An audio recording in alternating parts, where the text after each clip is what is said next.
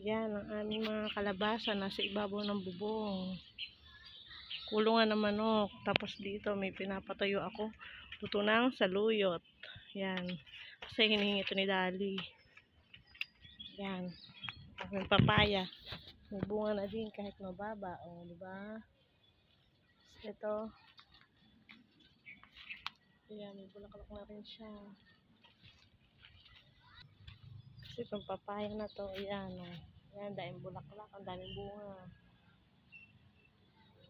So, ayan, talbusan ni Lando, ang dami. Ito pa iba namin kalabasa. Nagkalat, kung saan ko kasi nahagis mga buto ng kalabasa, kaya kung saan natubo. Ito, ayan, o, may bunga na yung aming kalabasa. Ayan siya. Di ba ang ganda?